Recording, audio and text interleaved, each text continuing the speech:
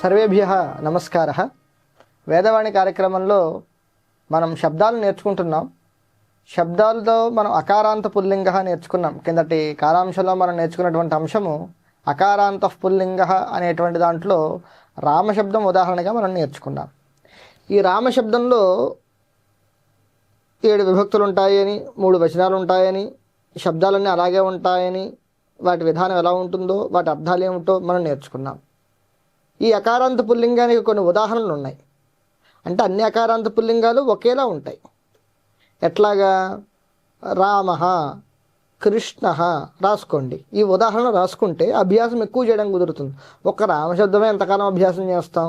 ఉదాహరణ పెట్టుకోవచ్చు. కృష్ణ, నారాయణ, గోవింద, మధుసూదన, శివ, శంకర, పర్వత, ఆలయ, సూర్య, కిరణ, మహేష, సిద్ధార్థ.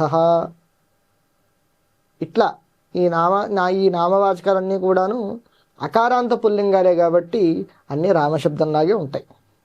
ఇప్పుడు మనము ఇకారాంత పుల్లింగంలోకి వెళ్దాం. అకారాంత పుల్లింగంలో మీకు చెప్పాను రామశబ్దంలాగే అన్నీ ఉంటాయి, మిగతా చెప్పినప్పుడు. ఇప్పుడు ఇకారాంత పుల్లింగం. ఇకారాంతం అంటే మనం ముందు చెప్పుకున్నట్టుగానే ఇకారం అనేటువంటి స్వరము అంతముగా కలిగినటువంటి శబ్దరాజాలు. ఉదాహరణకు హరిహి, ఇకారము అంతముగా కలిగి ఉన్నది ఈ పదము. ఈ శబ్దము ఇకారం అనేటువంటి మనకి స్వరం వినబడుతోంది. మనకి ఈ అనేటువంటి స్వరం వినబడుతోంది.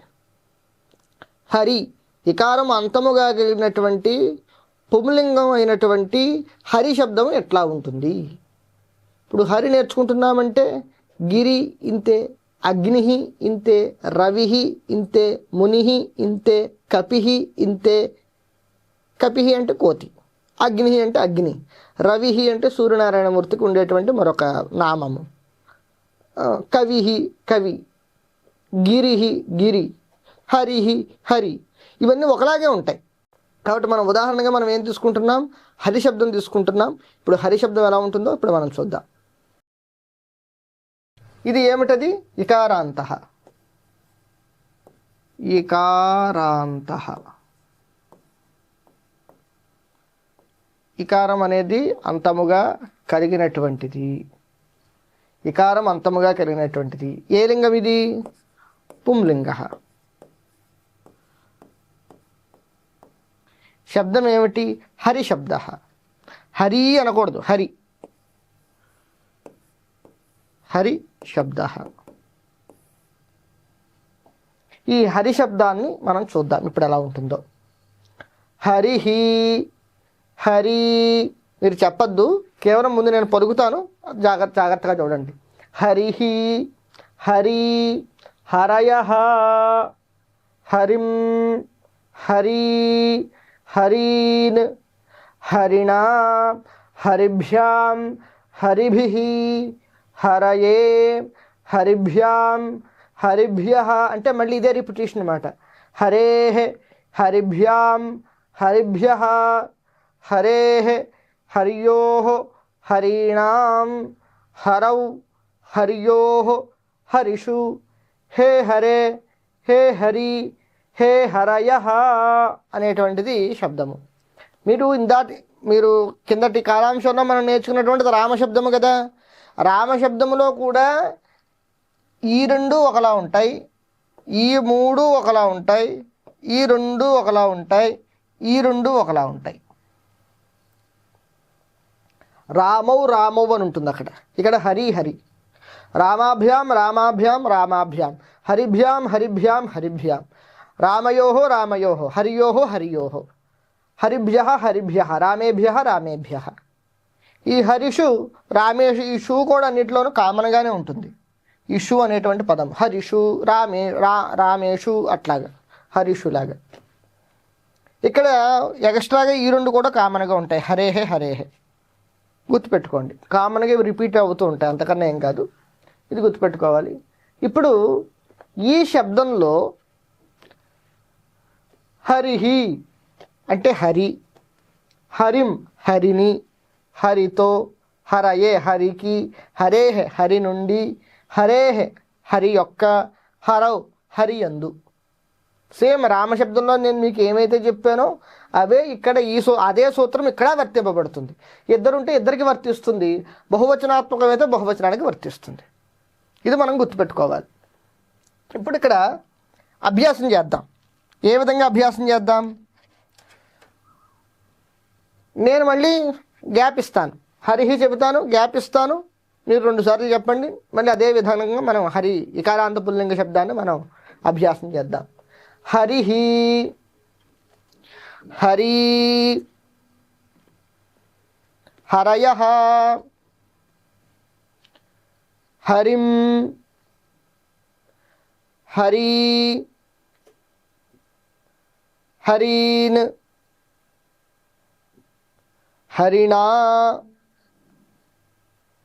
హరిభ్యాం,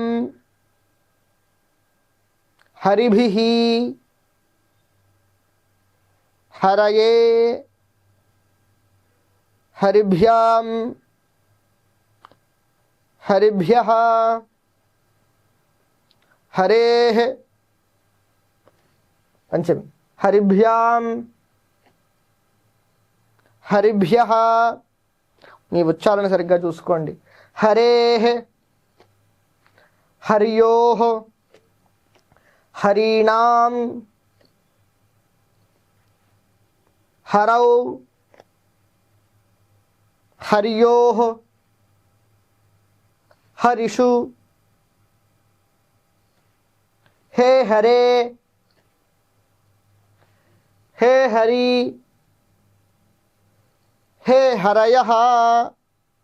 మనం హరి శబ్దాన్ని ఆల్లో అరి అరి అని అనకూడదు. ఇది యారాలావా సష హ హ అంటే ఊపిరితిత్తుల్లోంచి గాలి బయటకు వచ్చినట్టు రావాలి. హరిహి, హరి, హరయః, అరిహి, అరి ఆ అనేటువంటి శబ్దాన్ని పలకూడదు.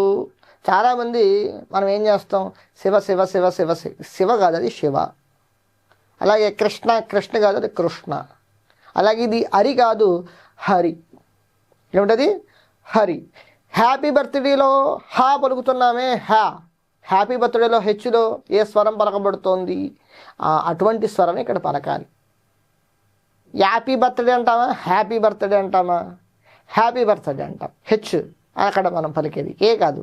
అలాగే ఇక్కడ ఆ పలకూడదు, హా పలకాలి. హరిహి అనేటువంటిది. మరొక ఉదాహరణ చూద్దాం. గిరిహి చూద్దాం. గిరిహి, గిరి, గిరయః, గిరిం, గిరి, గిరీన్, గిరిణా, గిరిభ్యాం, గిరిభిః, గిరయే, గిరిభ్యాం, గిరిభ్యః, గిరేః, గిరిభ్యాం, గిరిభ్యః, గిరేః, గిర్యోః, గిరీణాం, గిరౌ, గిర్యోః, గిరిషు. హే గిరే, హే గిరి, హే గిరయః. అగ్నిః, అగ్ని, అగ్నయః. సేమ్ అలాగే ఉంటుంది. ఈ నిలువు చూడండిగా వస్తాయి. ఉదాహరణ చెబుతాను. అగ్నిః, అగ్నిం, అగ్నినా, అగ్నయే, అగ్నేః, అగ్నేః, అగ్నౌ. రవిః, రవిః, రవిం, రవిణా, రవయే, రవేః, రవేః, రవౌ. మీరు ఏం తీసుకోండి, ఇకారాంతాలు అన్నీ అలాగే ఉంటాయి. ఇకారాంత పుల్లింగంలో మన ఉదాహరణలు మీరు ఇక్కడే రాసుకోండి. ఉదాహరణగా హరిలా ఉండేటువంటి ఉదాహరణలు ఏమున్నాయి? అగ్నిః, రవిః,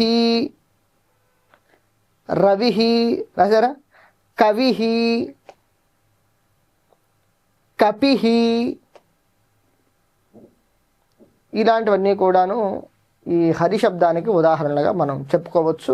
మీరు అభ్యాసం చేసేటప్పుడు రామశబ్దం చెప్పినట్టే రామశబ్దం ఏ విధంగా అభ్యాసం చేస్తారో ఆ విధంగానే అభ్యాసం చేయండి. శబ్దం అభ్యాసం చేసేటప్పుడు నేను ఏం చెప్పాను, క్రమం ఏం చెప్పాను? ముందు పదం పదం శుద్ధంగా పలకండి.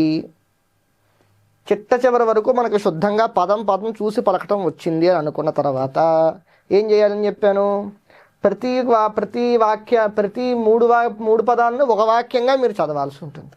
ప్రతి విభక్తి అంటే ప్రథమ విభక్తి కదా, ప్రతి విభక్తి ఒక వాక్యంగా చదవాలి. ఎలాగా?